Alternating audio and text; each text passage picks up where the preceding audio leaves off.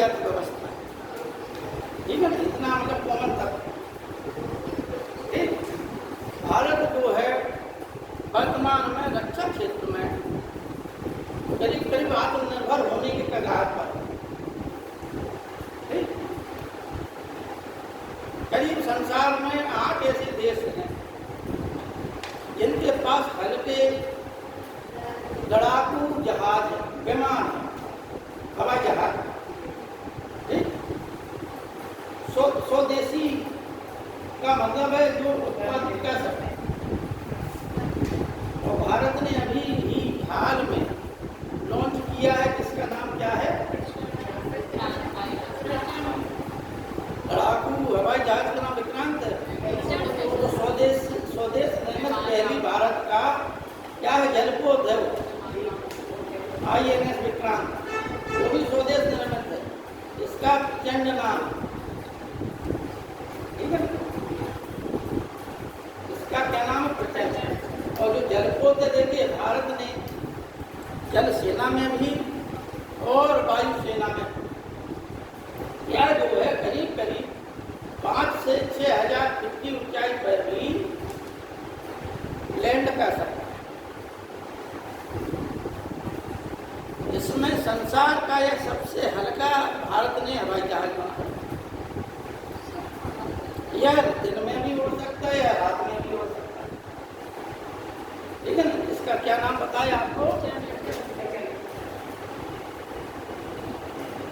ये हमारे जो रक्षा मंत्री हैं श्री राजनाथ सिंह, उन्होंने इसको नाम दिया प्रचंड, ठीक है ना। इसके पहले हमारे देश का नाम एक और था, क्या नाम था, प्रहार, ठीक है ना। वो भी क्या है, आयातित था, उसमें कुछ चीजें बनी थी, लेकिन यह उनका स्वदेश निर्मित है। ये पहले भारत ने ही इसे बनाया, DRDO द्वारा, रक्षा वो विभाग है DRDO, उसके द्वारा यह बनाया गया। इसकी 60-70% चीजें स्वदेशी, कुछ चीजें ही बाहर से आयात करके फिट कर दी गई। जो आयात करके फिट की गई उनको भी हम एक समय अगला जो बनेगा प्रोडक्ट, वो क्या है, उनका 100% स्वदेशी है। इसमें हमारे देश में बना, हमारे देश के वैज्ञानिकों ने बनाया और हमारे देश की ही चीजों से बना। अच्छा, क्या क्या और विशेषता है अभी हम दिखाएंगे, आपको बता दूंगा। यह दिन में भी उड़ सकता है या रात में भी उड़ सकता है। यह सतह से सतह पर भी मार कर सकता है, यह हवा से सतह पर भी मार कर सकता है, यह 2000 किलोमीटर दूर से भी मार कर सकता है, ठीक। और संसार में अब देखिए और सभी बना घूम रहे हो, मतलब एक तो सब यहाँ खुला है, पानी में क्या करना है ना, तो है तो वे गाय में तो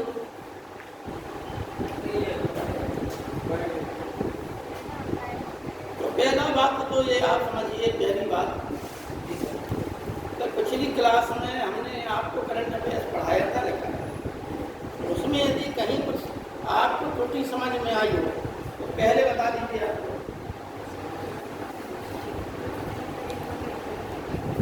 देखो, आपको किस रूप में पढ़ना है, पहली बात तो हमने अपनी दृष्टि में तो ठीक पढ़ाया, आपको ठीक लगा, लेकिन आप लोग अगर चाहें कि सर जी ये चीज़ें और आप ऐड कर दिया करें तो वो बताएं, आप अपनी सलाह दें, है ना। तो चीज़ बुरी लगती है कि फिर बाद में पीछे आप लोग मूल्यांकन गलत करें, सामने मूल्यांकन करें। अगर जो शिक्षक में योग्यता होगी, एक होता है जीव जंतु, जो जीव जंतु अपने आप को मॉडिफाई, म्यूटेशन नहीं कर पाता है, वो परिवर्तित नहीं कर पाता है, तो मर जाता है, ठीक है ना। बायोलॉजी का चैप्टर है। हम जो इतने बड़े इंसान, जो इतनी बड़ी आबादी खड़ी है इंसानों की, इस इंसान ने, के पूर्वजों ने लाखों करोड़ों लड़ाइयाँ लड़ी प्रकृति से और जीव जंतुओं से, तब जाके हमारा ज्ञान स्वरूप आया और म्यूटेशन ऐसी अंग हैं जो हमारे शरीर में विद्यमान, जैसे निमेशक पटल है जो कबूतरों में होती है, समझना बात। वो है एक बड़ी आंख में एक एलपी सी वो होती है, बल्कि विशेष अपेंडिक्स होता है ना। हाँ? अच्छा, उसी प्रकार से एक ऑक्सस नामक हड्डी होती है हमारी रीढ़ की हड्डी में नीचे, ऑक्सस, ठीक, वहाँ से ही क्या है पूंछ का विकास होता है।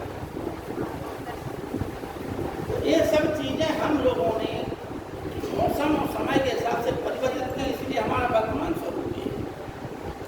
हर जीव जंतु ने किया, सिर्फ दो, एक प्लांट में, एक है पीपल और दूसरा है कॉकरोच, जो जिस रूप में पैदा हुए थे आज भी उसी रूप में चल रहा है। बकाया जीवाणु विषाणुओं ने तक अपने जो है अपने आप को भी क्या किया, मॉडिफाई किया किसी न किसी, तब वो आज वर्तमान रूप में। और ये जो नए नए रोग उत्पन्न हो रहे हैं वो वह भी क्या है, ये जीवाणु विषाणुओं के आपस में किसी न किसी प्रकार से संक्रमण से एक नई उनकी उत्पत्ति हो जाती है और हमारे सामने ढाबा स्थिति पैदा, ठीक है ना। तो वो निसंकोच आप लोग बताइए, नहीं हम चैप्टर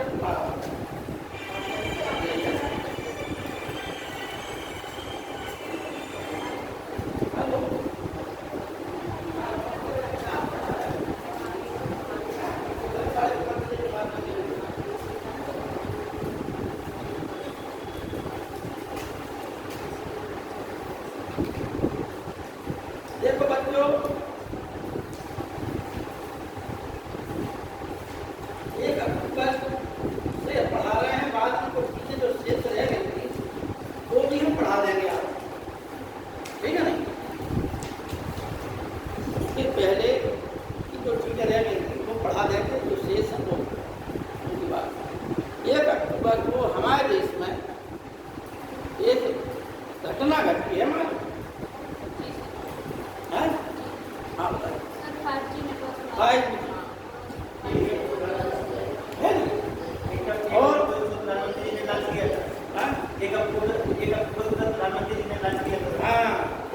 आप लोग लिख लीजिए 1 अक्टूबर 2022 को ये क्वेश्चन आएगा परीक्षा, है ना। अभी ये कैसे ये घोषित किया है कि भारत के किसी मेट्रोपॉलिटन शहर में ये 5G टेक्नोलॉजी प्रयुक्त है। ये बाहर 10 शहर है, ये मेट्रोपॉलिटन शहर जानते किसे कहते हैं? एक शब्द आता है मेट्रोपॉलिटन सिटी, आप लोग जानते हैं किसे कहते हैं?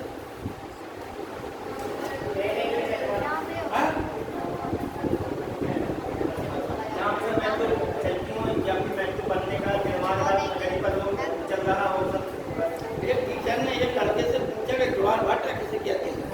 उसने बताया कि ज्वार की रोटी भटा का भात आ जाओ, इसी को ज्वार भाटा कहते हैं। तुमने भी वही जवाब दिया कि जहाँ मेट्रो रेल चलती है उसे मेट्रो सिटी कहते हैं, ठीक है ना। हम बता रहे कि मेट्रो शहर किसे,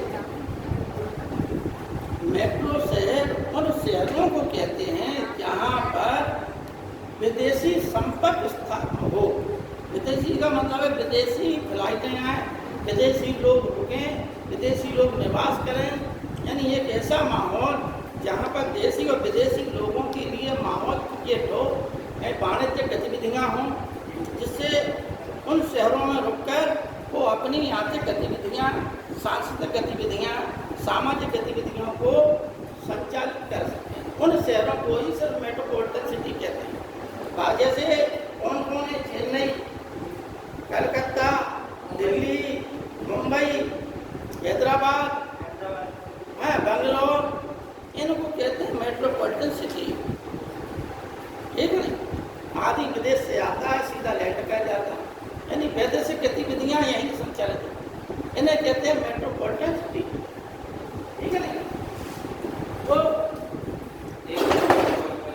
1 अक्टूबर 2022 से हमारे देश में हम ये ना लिखिए, 1 अक्टूबर 2005 को हमारे देश के प्रधानमंत्री,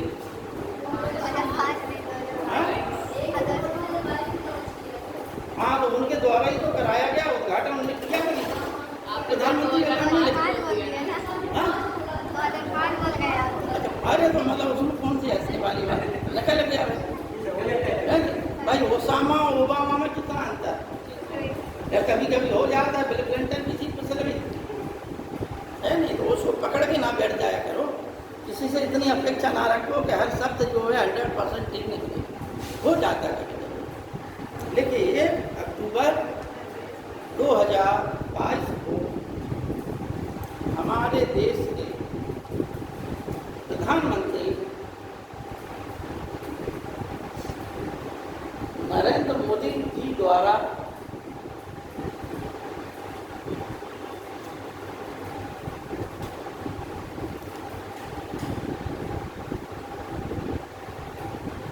इंटरनेट सेवा 5G का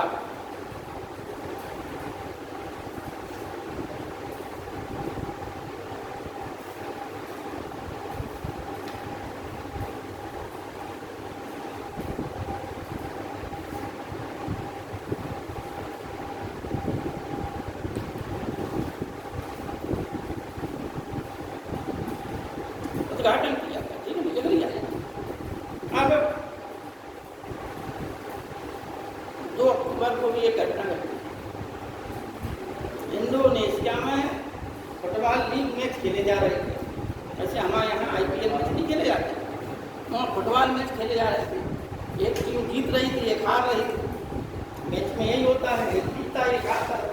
तो हारने वाले दर्शकों को इतना जोश आ गया कि उन्होंने वहाँ पर पत्थरबाजी कर दी। मैच बाधित हो गया और इतना अफरा तफरी मच गई कि पुलिस भी लाठियाँ मारती रही। उसमें कम से कम 200-250 लोग भगदड़ में मारा। ठीक है ना? तो एक प्रश्न आ सकता है कि कहाँ फुटबॉल मैच के दौरान भगदड़ के कारण 200-250 लोगों की मृत्यु हुई, या ये पूछ लिया या घुमा के तो फुटबॉल दौरान मैच के दौरान कहाँ पर 200-250 लोग मारे गए? तो आप लोग लिख लीजिए, 2 अक्टूबर 2022 को इंडोनेशिया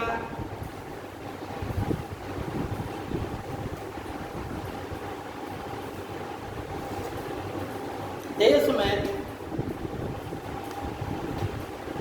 फुटबॉल लीग मैच के दौरान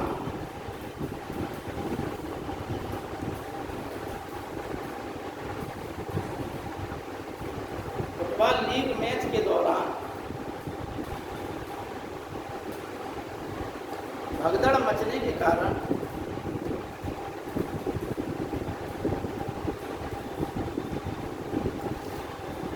करीब 250 लोग मारे गए।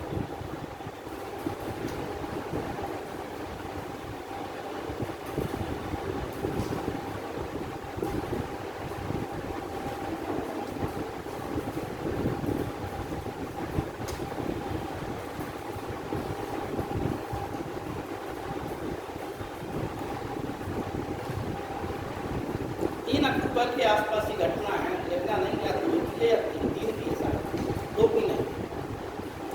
ये हमारे देश में 45 मिनट तक बड़ी नोटबंदी हुई है। मालूम लो 45 मिनट तक बड़ी अफरा तफरी मची रही। क्यों? क्योंकि ईरान की एयरलाइंस का नाम है महा, वहाँ का जो जहाज आ रहा था ईरान की राजधानी तेहरान से चीन के ग्वांगझू शहर तक यात्रा करना था उसे। उस समय जब वो भारत की सीमा से निकल रहा था तो उसी दौरान वहाँ के पायलटों ने संपर्क किया कि हमारे इस जहाज में, उस जहाज में जो यात्रा वो होती है W581 वो था उसका वो, ठीक है नहीं, यात्रा का नाम रहता है W581 थी, एक महान जहाज था।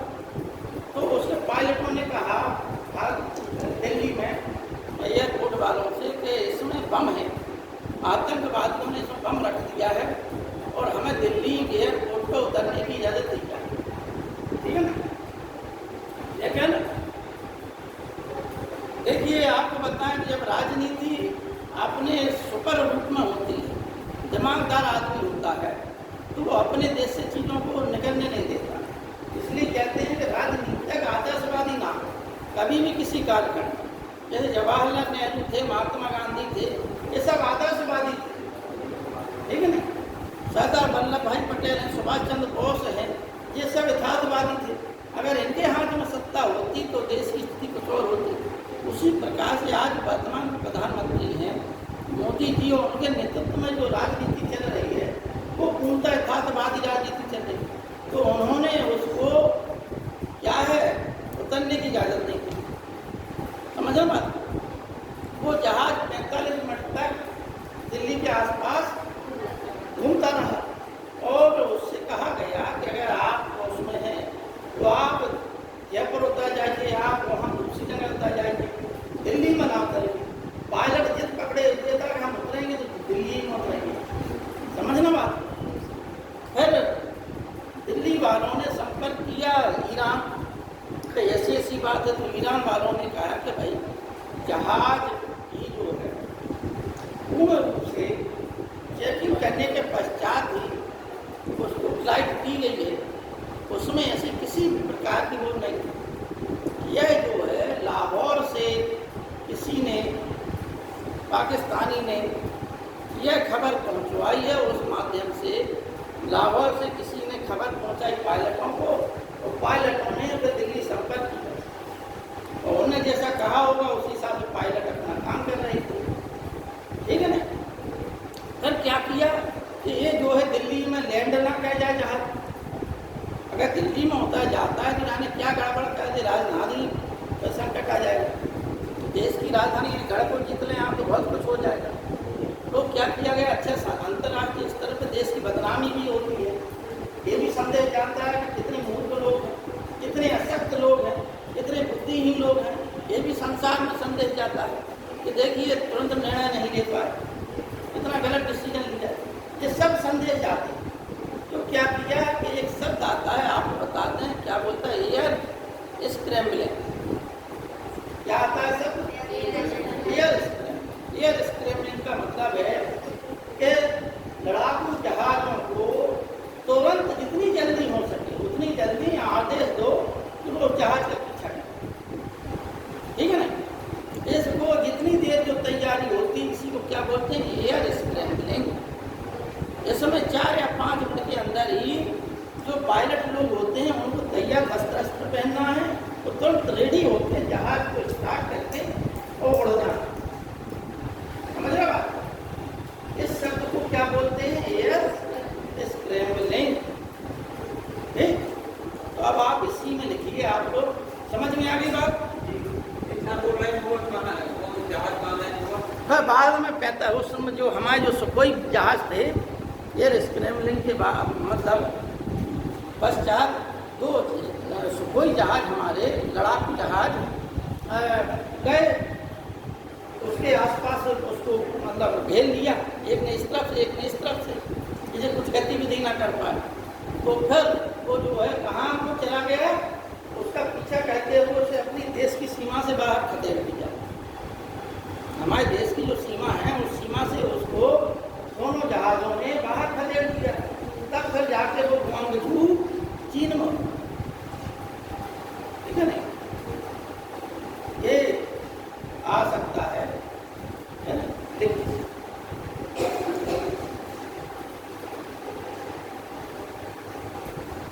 3 अक्टूबर की घटना है।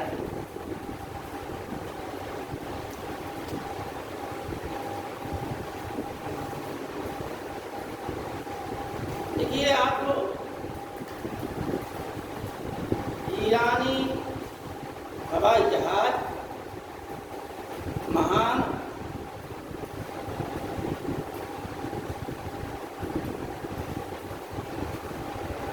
M581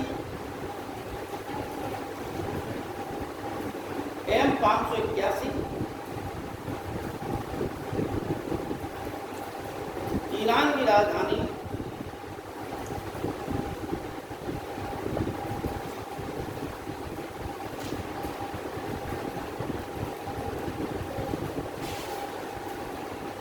तेहरान से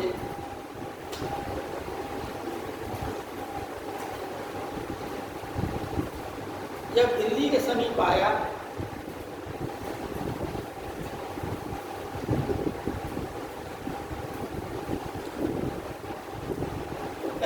45 मिनट तक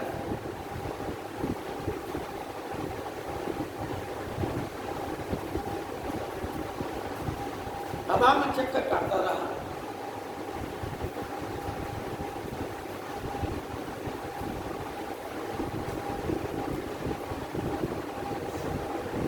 हवा में चक्कर काटता रहा। दिल्ली एयरपोर्ट पर उतरने की पायलट दिखाते रहे।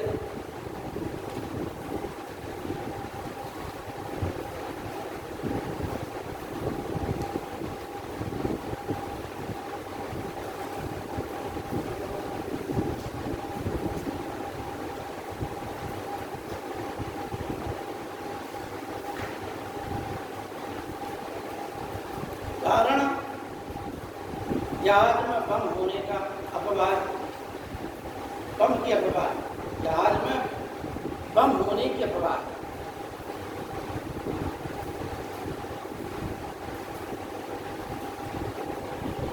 इतना सफिशियंट है। आप शब्द लिखिए एयर स्क्रैम्बलिंग। क्या लिखना है? एयर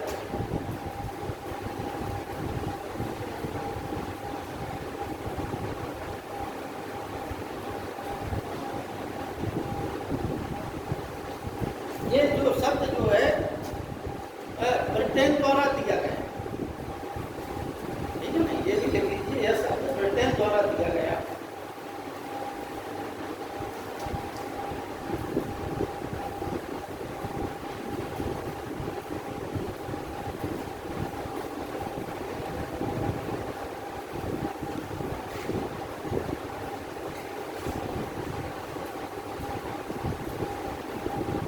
आपातकाल में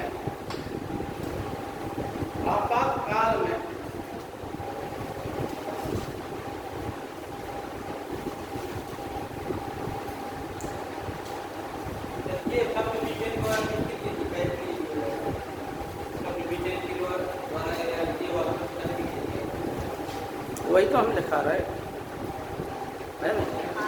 आपातकाल में लड़ाकू जहाजों की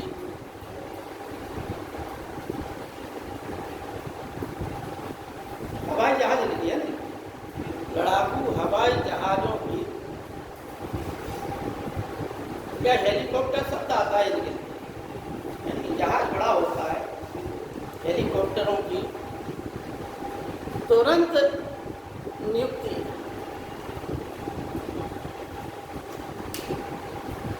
तुरंत नियुक्ति।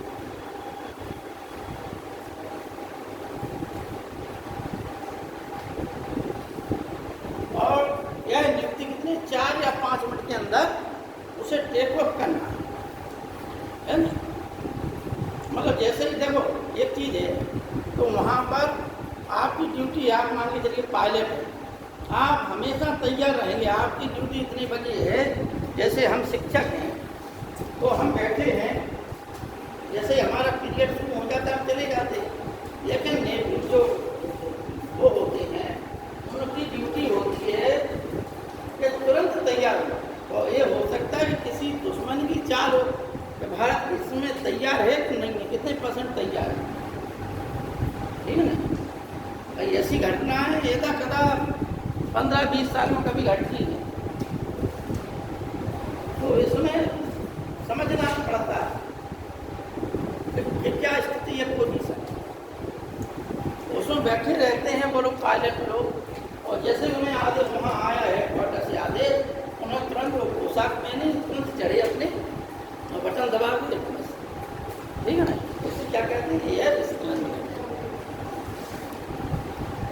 अच्छा, ये जो सुखोई विमान थे, क्या नाम था उसका? Sukhoi 30 MKI। जिस जो जहाज़ों ने हवाई हेलीकॉप्टर, लड़ाकू हेलीकॉप्टरों ने घेरा, उन हेलीकॉप्टरों का क्या नाम था? Sukhoi 30 MK। Sukhoi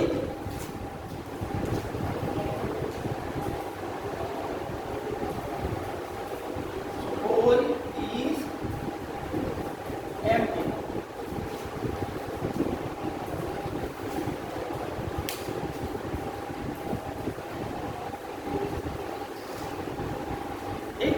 Sukhoi 30 MK ने घेरा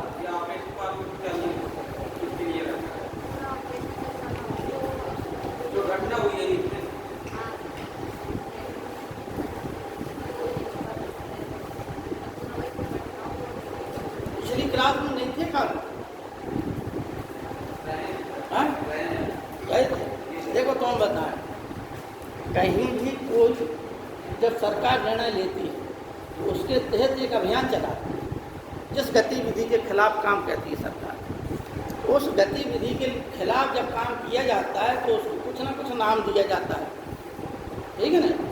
तो उस नाम का कोई एक शब्द जुड़ जाता है ऑपरेशन, और ऑपरेशन के बाद जो शब्द जुड़ जाता है, जैसे इसके लिए शब्द क्या जोड़ दिया, बारूद, ठीक है ना, तो इसमें बारूद जुड़ गया।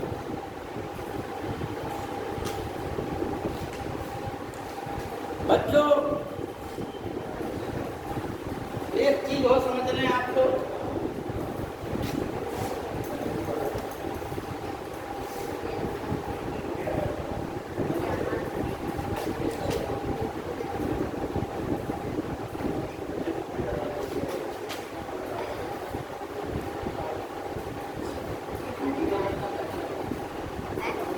ये मालूम है सबको, हाँ।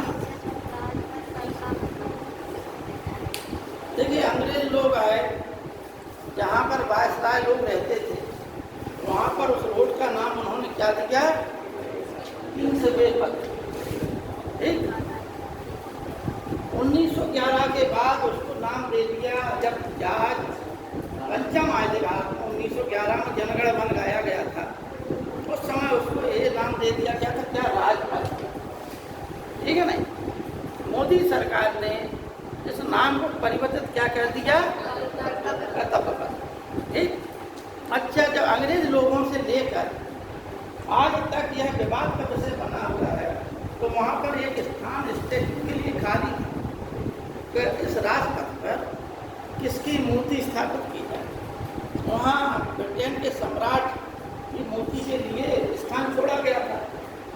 परिस्थितियाँ घटनाक्रम बदलते गए, फिर भारत देश आज़ाद हुआ, जब प्रश्न भरा कि हमारे राष्ट्रपिता महात्मा गांधी की मूर्ति लगाई जाए, लेकिन वो भी इनके प्रकार नहीं लग पाई।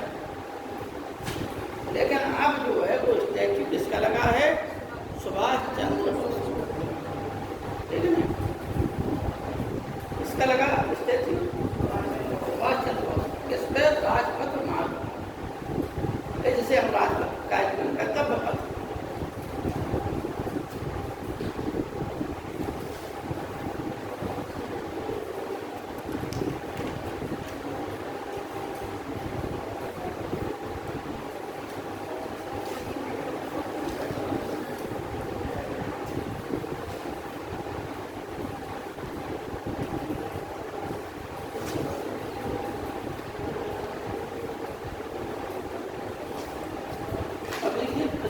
LCH,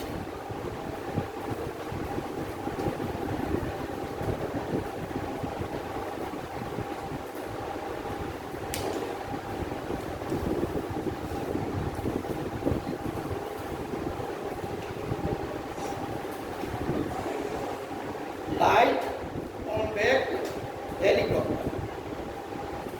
LCH का मतलब क्या होता है, लाइट कॉम्पैक्ट हेलीकॉप्टर। अरे अंग्रेजी में नहीं लिख पाए तो हिंदी में लिखो, लाइट कॉम्पैक्ट हेलीकॉप्टर,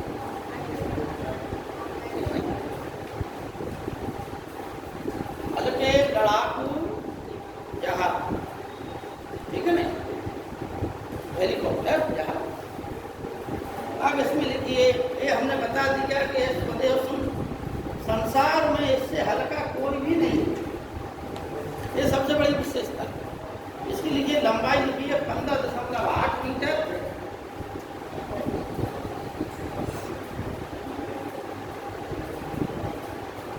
ऊंचाई 4.70 मीटर, वजन जो है 2250 किलो, 2250 किलो।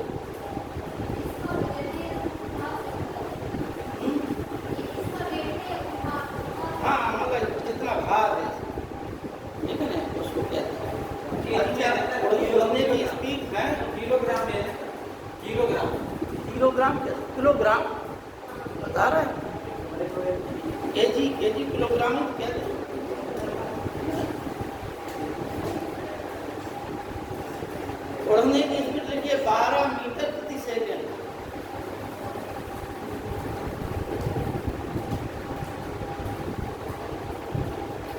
मीटर प्रति सेकंड। 15.8 मीटर।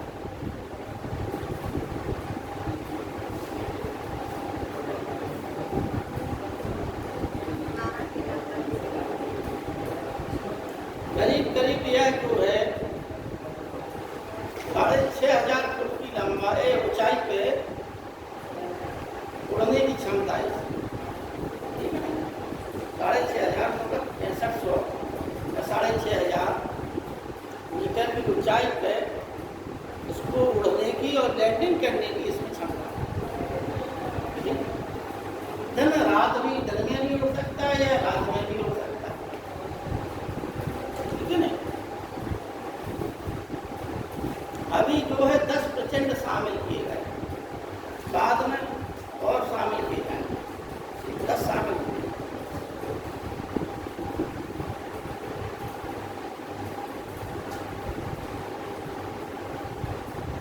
पहला स्वदेशी जो है वो LCH तेजस था, है ना। पहला स्वदेशी हमारा क्या था? LCH तेजस।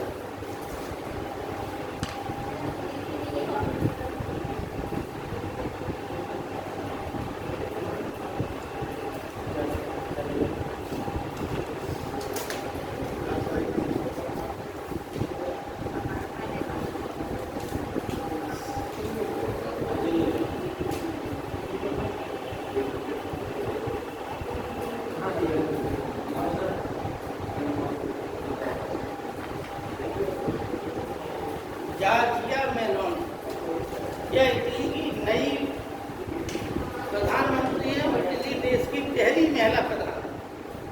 जॉर्जिया मेलोनी इटली की पहली महिला प्रधानमंत्री चुनी गई।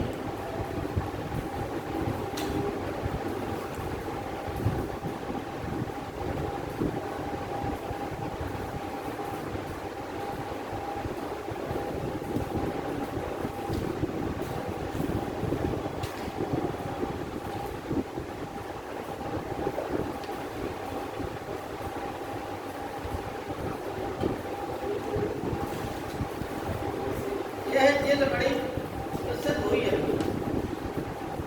इस जेल का क्या नाम है? लाटा कुंगा जेल। इसमें कैदी आपस में लड़ गए, करीब 15 कैदी मारे गए। इक्वाडोर देश है।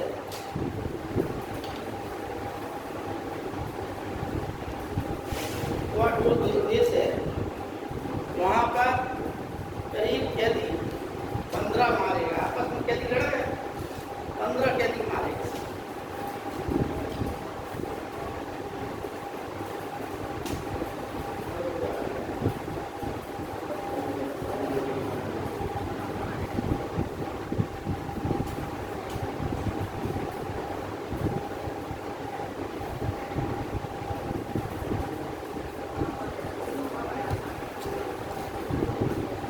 कंप्यूटर के क्षेत्र में एक शब्द आता है वायरस।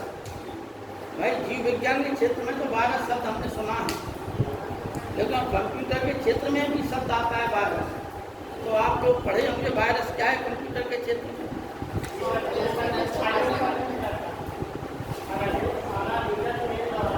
हाँ,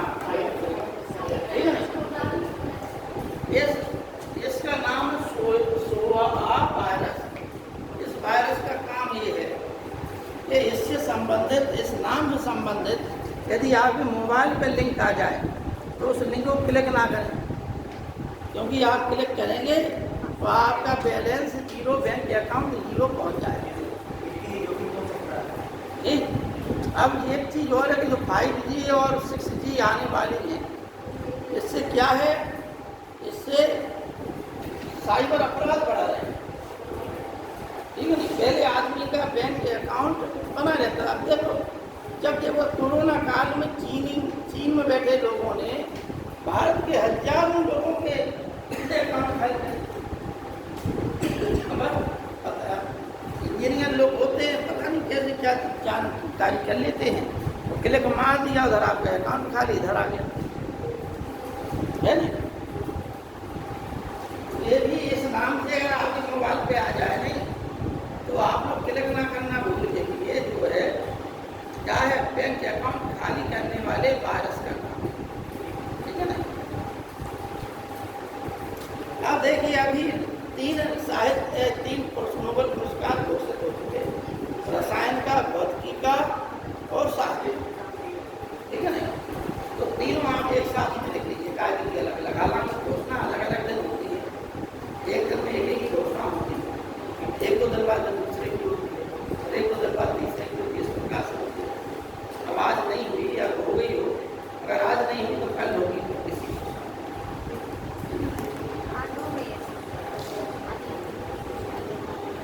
देखिए आप लोग भौतिकी का नोबेल पुरस्कार,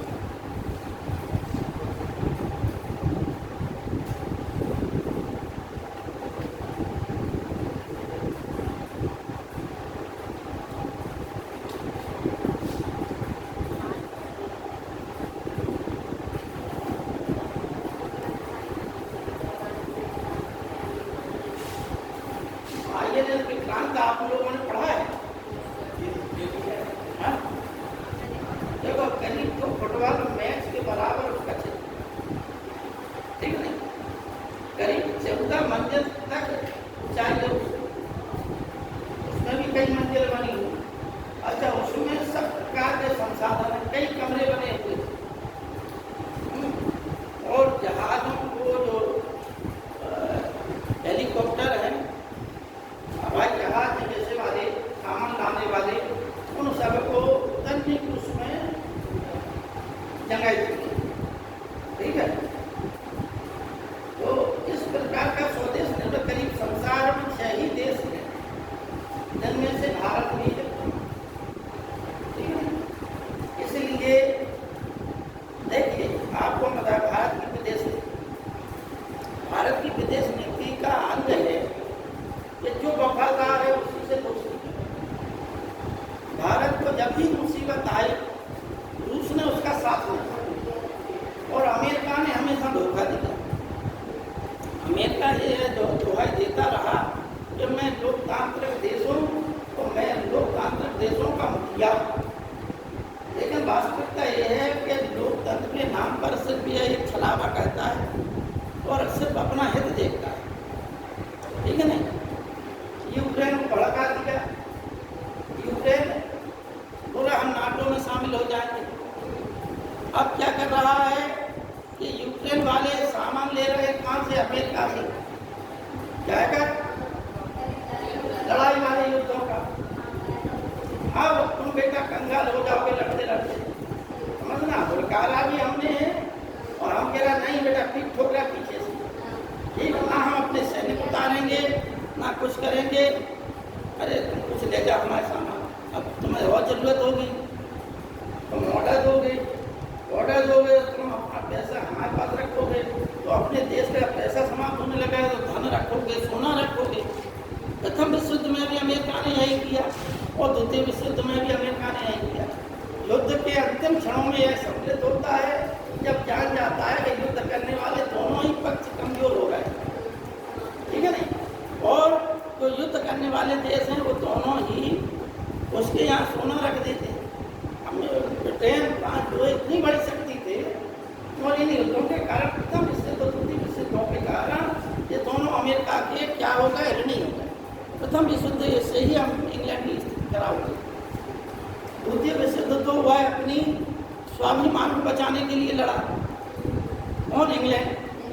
सिर्फ स्वाभिमान बचाने के लिए लड़ना ही नहीं चाहता, लेकिन वो जबरदस्ती लड़ा। हिटलर बढ़ते चला जाता, इसलिए हिटलर को रोकने के लिए जरूरी था कि ब्रिटेन युद्ध में कूदे। ब्रिटेन का युद्ध में कूदना यानी ऐसा होगा कि इतनी बुरी तरीका से पिटे कि फिर जो है उठ ही नहीं पाए, है नहीं। तो इधर 45 करोड़ रुपए, 45 करोड़ डॉलर पाकिस्तान को दे दिया। हाँ, तो तुम जो है F-16 नामक हवाई लड़ाकू जहाज है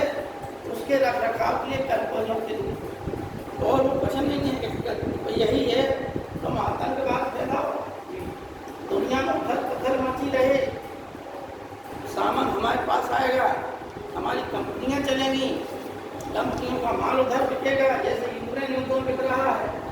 हम मौज में रहेंगे, हमारी अर्थव्यवस्था जो अपनी ऐसे ही भारत को घेर रहा है।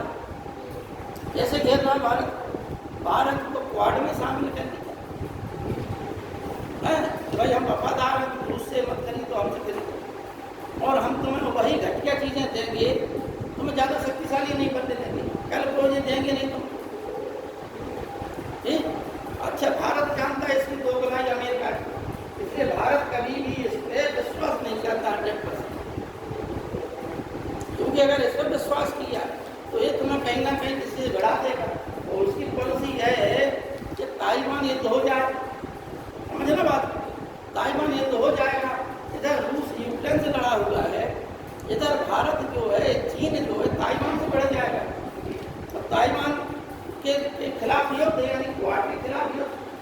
अब ऑस्ट्रेलिया भी युद्ध लड़ेगा, भारत भी युद्ध लड़ेगा, अमेरिका कहेगा हम बहुत दूर है बेटा, तुम लोग लड़ो, हम तुम सपोर्ट कर रहे हैं हमारी तरफ से सपोर्ट है तुम लोग, ठीक है, अच्छा कर रहे हैं तुम लोग, लड़ो, ठीक है ना, लड़ते रहो तुम। अब क्या होगा, चीन डाउन मारेगा, भारत डाउन मारेगा, तुम्हारी जो उन्नति है नहीं, वो सब उन्नति क्या है, बर्बाद हो जाएगी। युद्ध के दौरान करोड़ों अरबों का एक दिन का खर्च होता है, वो पूरी उन्नति आपकी उसी युद्ध में घुस जाएगी, जनता भूखों मरने लगेगी, ठीक है ना, इंसान को लूटने लगेगा, स्थिति इतनी भयावह हो जाती है। और जब तुम कंगाल हो जाओगे, हमें क्या होता, हम तो यही चाहते थे कि हम आबाद बने रहे, है नहीं, वो यही पॉलिसी चल ताइवान का। अंगनलाल की भौतिकी का नोबेल पुरस्कार 2022 एलन एस्पेक्ट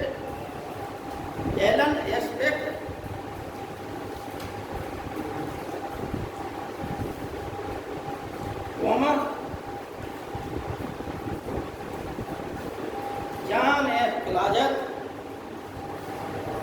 जॉन एफ पिलाजर,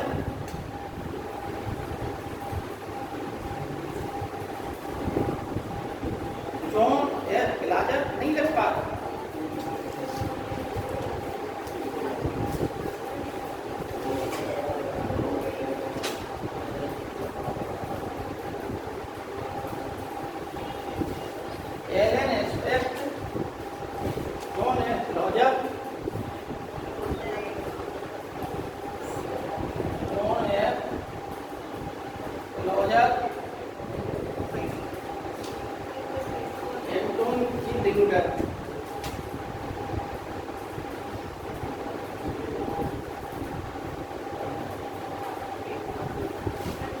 लोगों को भौतिकी का नोबेल पुरस्कार मिला किस क्षेत्र में, क्वांटम थ्योरी, ठीक है, क्वांटम मैकेनिक्स के क्षेत्र।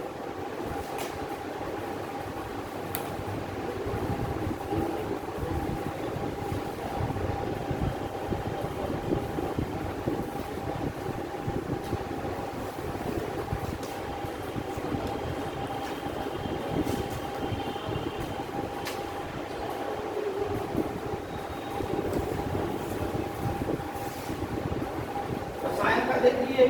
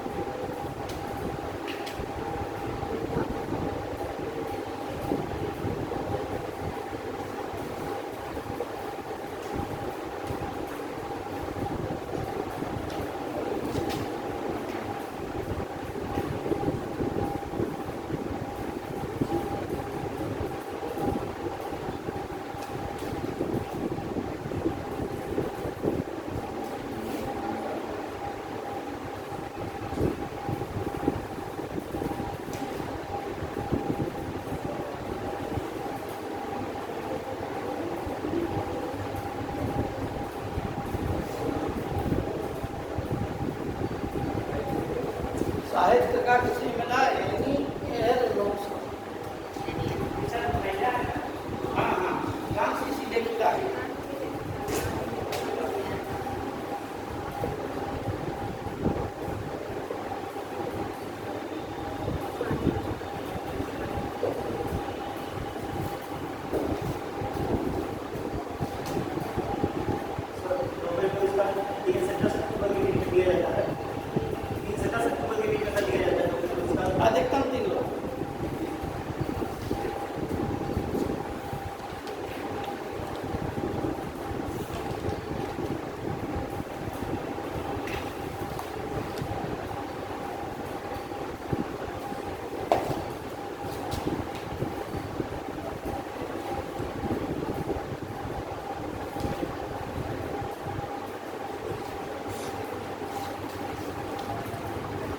शब्द है ऑपरेशन चक्र।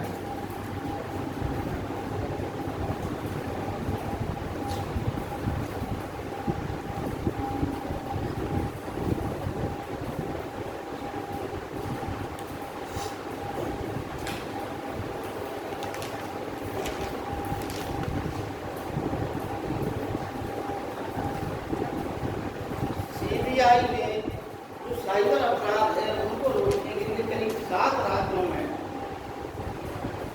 साइबर अपराध को रोकने के लिए उन अपराधियों को के ऊपर कार्रवाई करने के लिए जो ऑपरेशन चलाया है इसका नाम है ऑपरेशन चक्र।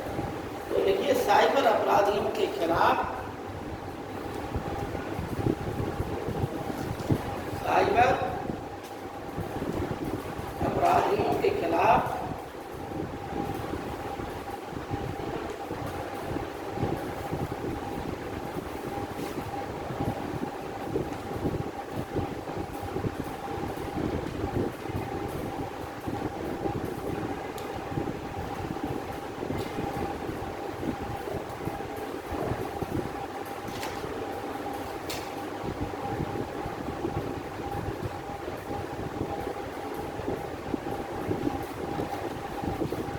साइबर अपराधियों के खिलाफ सीबीआई द्वारा चलाए गए ऑपरेशन का नाम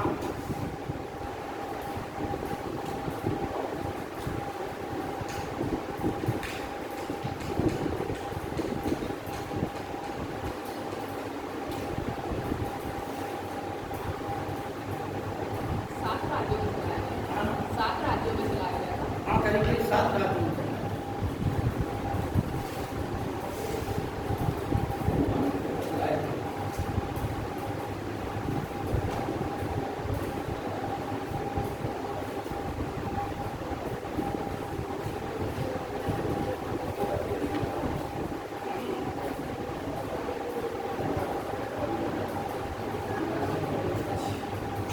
बच्चों एक शब्द आया है एवलांच। ठीक है, नहीं सुना है?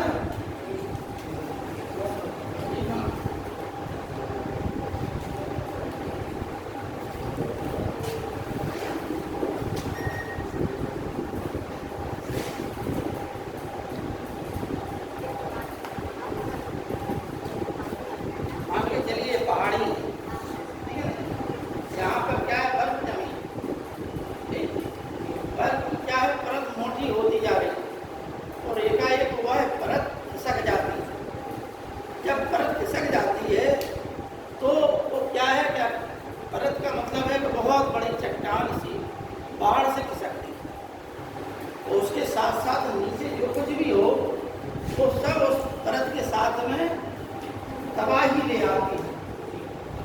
ठीक, यानी पर्वत के ऊपर जमी हुई बर्फ का खिसकना ही एवलांच कहलाता है। अभी भारत देश में अभी हाल ही में खिसकता है उत्तर काशी उत्तराखंड तरफ को एक द्रौपदी डांडी नामक पर्वत चोटी है, वहाँ पर एक जगह या और जगह क्या है एवलांच की घटना, ठीक है नहीं, वहाँ पर कुछ हमारे जो है पर्वतारोही मारे गए एवलांच की। अब उसमें जब वो बर्फ गिरती है तो नीचे को चलती जाती है, कोई तूफान में खड़ा कर देती है, ठीक है। इसी को क्या है एवलांच, समझ में आ गई?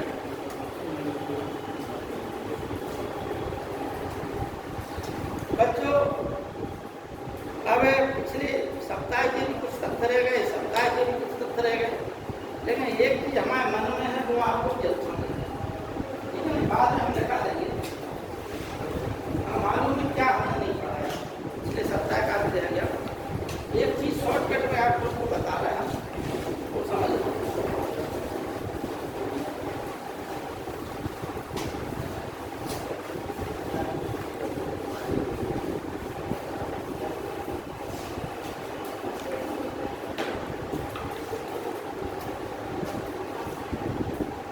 समय तो नहीं।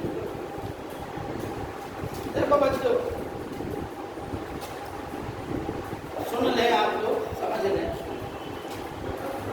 नाम है सन्यास सेन।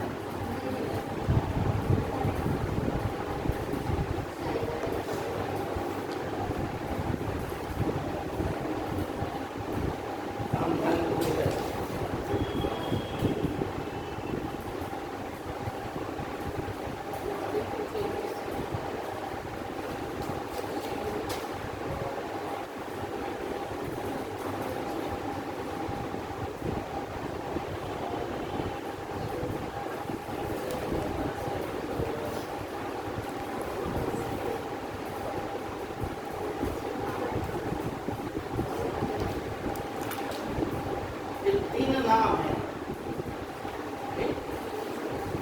चीन में प्रारंभ में, ज़्यादा हम इतिहास नहीं बता रहा, कभी जरूरत आपको सुनना हो तो सुना देंगे चीन का इतिहास, ठीक है नहीं।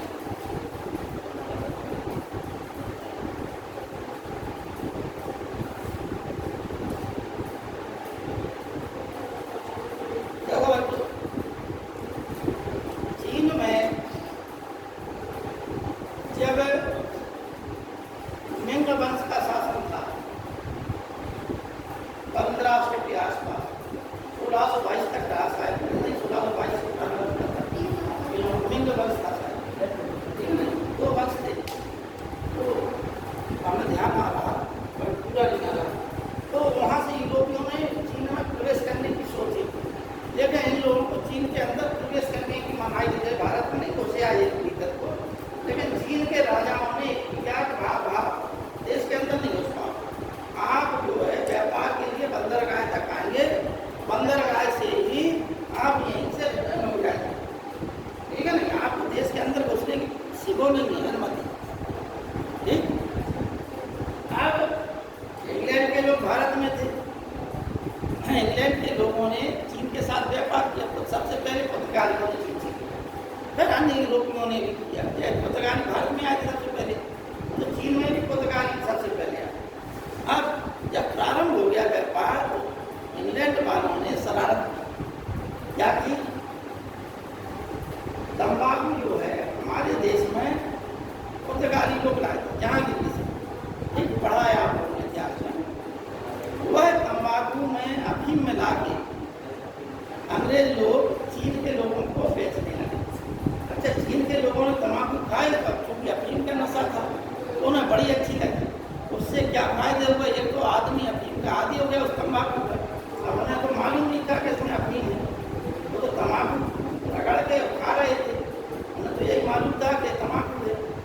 अच्छा, उसमें था नशा, तो वो एडिक्टेड हो गए लोग, बात समझ लो बात। अच्छा, उसकी खपत बढ़ती चलेगी चीन में, अधिक मात्रा में खपत हो, लोग मांगने लगे। राजा ने कही जनता का पगला रही है, नहीं जाता, ये कोई अच्छी खाने की चीज तो है नहीं, है नहीं। तो राजा ने कहा, तो पता चला कि ये उसमें तंबाकू में अफीम है, तो राजा ने उनके ऊपर प्रतिबंध लगाया, इंग्लैंड के वालों तंबाकू के निर्यात पर। इंग्लैंड वालों ने वो हानि होने लगी, तो उन्होंने युद्ध छेड़ दिया, बहाना। युद्ध के अनेक कारण थे, उतना डीप इतिहास में नहीं जा रहा है, तो शॉर्टकट है। तो चीन में दो युद्ध हुए अफीम के, जिन्हें हम बोलते हैं अफीम का प्रथम युद्ध और अफीम का युद्ध, ठीक है ना। इतिहास में कुछ ऐसे शब्द हैं कि जो आपको सुनने में आश्चर्यजनक रहे, जैसे खूनी रविवार, जैसे गुलाबों का युद्ध, है ना, ऐसे अनेक शब्द है विदेशी इतिहास में। तो आपको चीन का हम नहीं बताया। इससे हुआ क्या कि दो युद्धों के पश्चात चीन के बंदरगाह जो है सभी विदेशी यूरोपियों के लिए थे, क्यों, क्योंकि उन युद्धों में सभी यूरोपियों ने कुछ ना कुछ हद तक मदद की इंग्लैंड की, ठीक है ना। उसमें चीन हार गया, तो वो द्वार हो गया, इससे यूरोपियों का प्रवेश हो गया। अब चीन के आंतरिक भागों में गड़बड़ करने लगे। अंत में ये हुआ कि उसी में इन विदेशी यूरोपियों को बाहर निकालने के लिए एक पढ़ा लिखा व्यक्ति था जिसका नाम था सन्यास सेन। 1912 के आसपास इसने ये पार्टी बनाई, लेकिन इसकी गतिविधियों से एक लोकतंत्र का समर्थक था,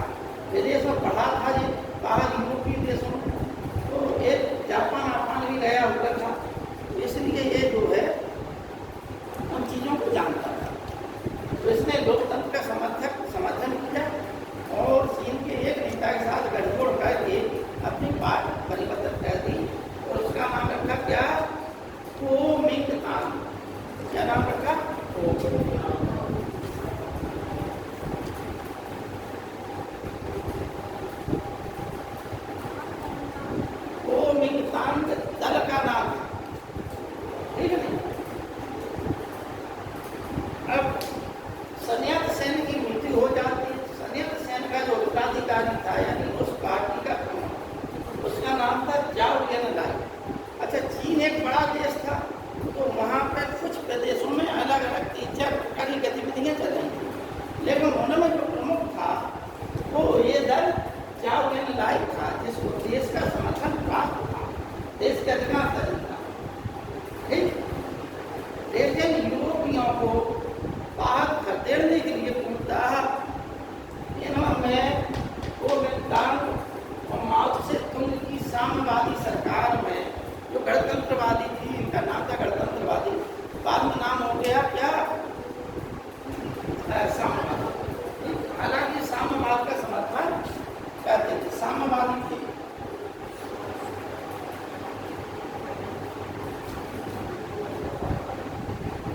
इनके ऊपर जाओ एनलाई की सरकार ने इनके ऊपर क्या है, क्यों नहीं किया। ये जो है, या वहाँ से जो इनका गढ़ था वहाँ से भागा है, नानकिंग गढ़ था इनका, वहाँ से भागा है, दूसरी जगह है बस गए, वहाँ पे इन्होंने अपनी शक्ति चलाई।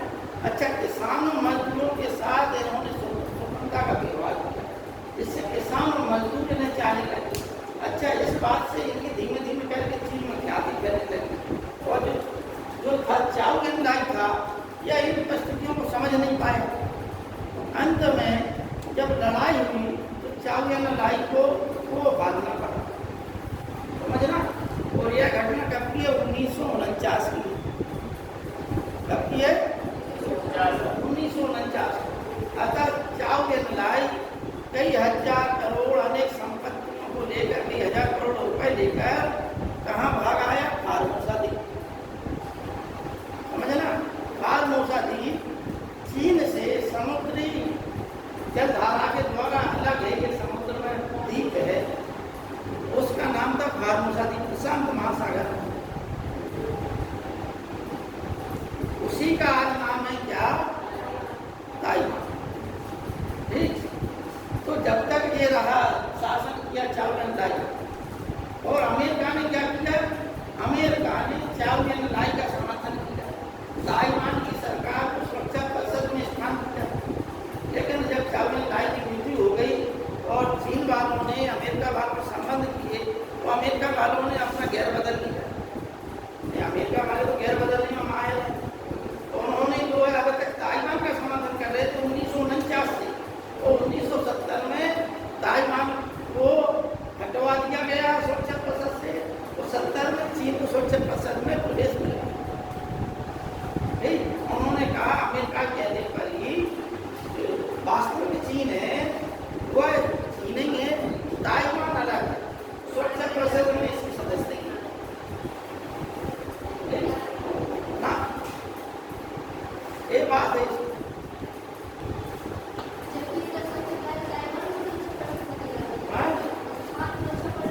सुरक्षा परिषद में ना तो सुरक्षा परिषद में ना सदस्य में मिला, सदस्य भी नहीं है ताइवान।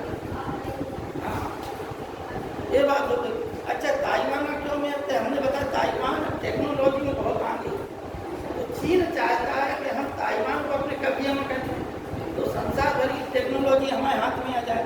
और अमेरिका क्यों नहीं चाहता कि ताइवान उसके अधिकार में नहीं रहे, क्योंकि संसार भर के 60% सेमी कंडक्टर, जिन पर जो यंत्र तंत्र सब जो है रक्षा उपकरण आदि आधारित है, उसका 60% ताइवान निर्यात करता है संसार भर को, अमेरिका तक उससे लेता है।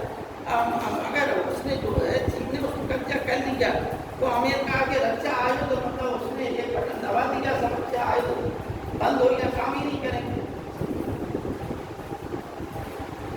ये समस्या है ताइवान, ठीक है ना, इसलिए अमेरिका छोड़ना नहीं चाहता।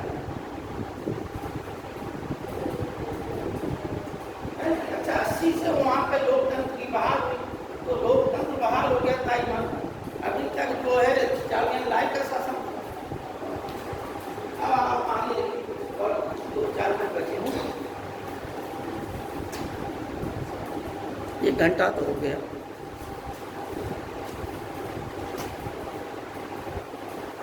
देखिए, आपको बता दें कि भारत में एक फ्लू का पता चला, जिसे कहते हैं टमाटर फ्लू।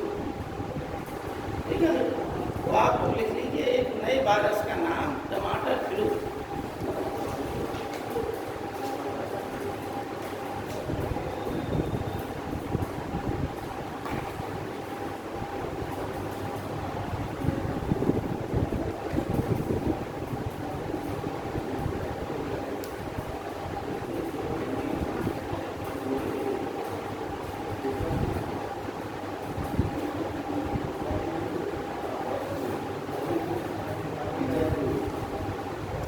अभी एक भारत की एक संस्था ने सर्वेक्षण कराया था, उसमें मतलब प्रत्येक देश में ये कहा गया था कि खाने बाई खाने ये देखा जाए कि किस देश में सबसे ज़्यादा देशद्रोह के किस केस चले। उसमें पहले स्थान पर नाम आया असम का, दूसरे स्थान पर हरियाणा। यानी सबसे ज़्यादा देशद्रोह के मामले किस राज्य में चलाए गए, तो असम।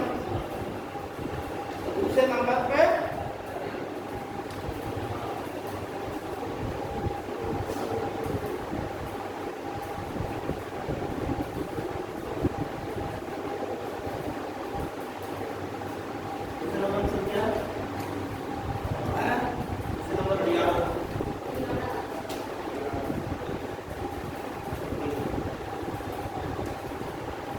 देखिए बच्चों, एक आप लोगों ने समाचार देखा होगा, एनडीटीवी देखा है? हाँ, एनडीटीवी पे समाचार आता है। तो एनडीटीवी का मतलब है न्यू दिल्ली टेलीविजन।